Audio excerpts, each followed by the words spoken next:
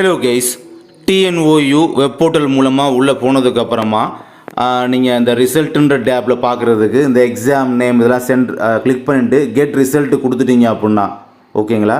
First இருந்தே சொல்கிறேன், result அப்படின்ற டேப்பை கிளிக் பண்ணிவிட்டு எக்ஸாம் நேம் அதை வந்து Jan 2026 கொடுத்துட்டு கெட் ரிசல்ட் அப்படின்றத கிளிக் பண்ணிட்டீங்கன்னா ஸோ உங்களுக்கு இந்த மாதிரி பேஜ் ஒன்று உங்களுக்கு ஷோ ஆகும் ஓகேங்களா. ஸோ அதில் வந்து நீங்கள் உங்களுடைய இன்டர்னல் மார்க்னு என்னென்னா எதை பேஸ் பண்ணி போட்டிருப்பாங்கன்னா உங்களுடைய அசைன்மெண்ட் நீங்கள் சப்மிட் பண்ணியிருப்பீங்களே அதை பேஸ் பண்ணி போட்டிருப்பாங்க.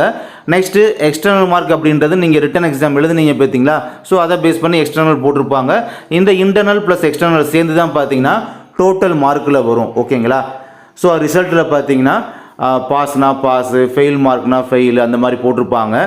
பட் இப்போ நீங்கள் பார்க்குறதுல பார்த்தீங்கன்னா உங்களுக்கு எல்லா இடத்துலையுமே வந்து இல்லாட்டி ஒரு சப்ஜெக்ட்லையோ இல்லை 2 சப்ஜெக்ட்லையோ இல்லை ஆல் சப்ஜெக்ட்லையோ NNN அப்படின்ற மாதிரி இன்டர்னலில் உங்களுக்கு மென்ஷன் பண்ணியிருக்கலாம். அதுக்கு என்ன மீனிங் பார்த்தீங்கன்னா நீங்கள் வந்து அசைன்மெண்ட் சப்மிட் பண்ணாதனால உங்களுக்கு இன்டர்னல் மார்க் வந்து நீங்கள் போடலை அவங்க அப்படின்ற மாதிரி ஓகேங்களா. ஒருவேளை நீங்கள் இன்கேஸ் அசைன்மெண்ட் சப்மிட் பண்ணியுமே உங்களுக்கு இந்த மாதிரி NNN இஷ்யூ இருந்துச்சு அப்போ கண்டிப்பாக நீங்கள் வந்து யூனிவர்சிட்டியை காண்டாக்ட் பண்ணி பேசலாம் ஓகேங்களா.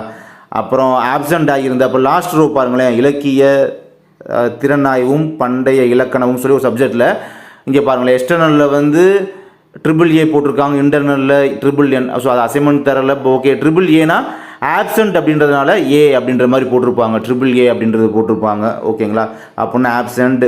ஸோ உங்களுக்கு வந்து RA போட்டிருந்தாங்க அப்படின்னா ரீஅப்பரன்ஸ் ஆகணும் அப்படின்னு அர்த்தம். அதாவது ரீஅப்பரன்ஸ் RA அப்படின்னா நீங்கள் வந்து ஃபெயில் ஆகிட்டீங்க, அடுத்த அட்டம்ப்டில் இந்த எக்ஸாம் சப்ஜெக்டை வந்து நீங்கள் எக்ஸாம் ரைட் பண்ணி நீங்கள் கிளியர் பண்ணிக்கணும். ஸோ அதுக்கான மீனிங் இது.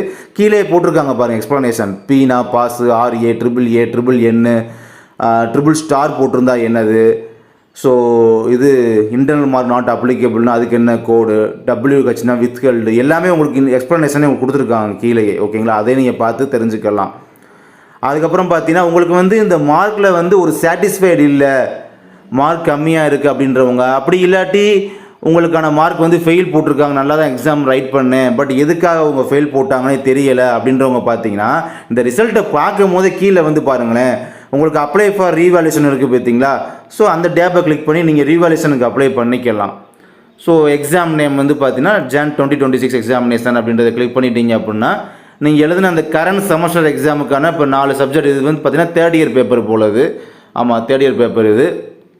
இதில் வந்து இந்த 4 சப்ஜெக்டில் பார்த்தீங்கன்னா கோர்ஸ் டைப்பை பொறுத்து பார்த்தீங்கன்னா இங்கே பாருங்களேன், ஃபஸ்ட்டு வந்து நீங்கள் ரீடோட்டல் செக் பண்ணணும். அதாவது டோட்டல் மார்க் மிஸ்டேக் பார்க்கணுன்னா 150 rupees பே பண்ணிக்கிறது. ஃபோட்டோ காப்பி வாங்கி பார்க்கணும் அப்படின்னா அது 500. இல்லை ரீவேல்யூஷன் டேரெக்டாக அப்ளை பண்ணணும் அப்படின்னா 500 rupees.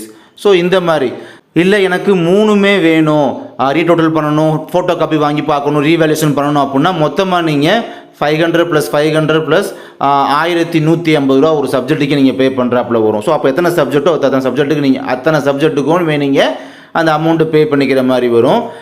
அண்ட் அதுக்கப்புறம் வந்து நீங்கள் ரீவேல்யூஷன் மட்டும் போட்டு நீங்கள் வந்து பார்த்துக்கணுன்னா 500 rupees ஒரு சப்ஜெக்ட்டுக்கு அந்த மாதிரி.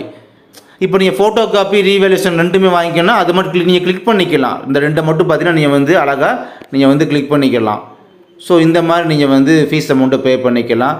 ஃபீஸ் பே பண்ணுறதுக்கு முன்னால் பார்த்தீங்கன்னா இந்த சேவ் அண்ட் ப்ரிவ்யூ அப்படின்றத வந்து நீங்கள் கொடுத்துக்கிடுவீங்க. ஸோ கொடுத்துட்டீங்க அப்படின்னா உங்களுக்கு வந்து சேவ் ஆகிக்கிறோம் ஓகேங்களா. பட் எனக்கு இப்போ ஏன் கிளிக் பண்ணலாம் பார்த்தீங்கன்னா எனக்கு வந்து எல்லாமே NNN இஷ்யூ தான் and AAA absent issue. So இதில் வந்து ரீவேல்யூஷன் அப்ளை பண்ண முடியாது. ஸோ அதனால் வந்து கிளிக் பண்ணால் அது ஒர்க் ஆகாது. பட் நீங்கள் கிளிக் பண்ணீங்க அப்படின்னா ஒர்க் ஆகும்.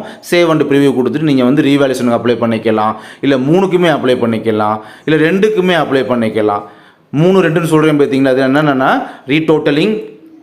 ரீடோட்டலிங் ஃபோட்டோ காப்பி ரீவேல்யூஷன் இந்த 3மே சொல்கிறேன். ஸோ இப்படி தான் பார்த்தீங்கன்னா அதை அப்ளை பண்ணுற விஷயங்கள்லாம்.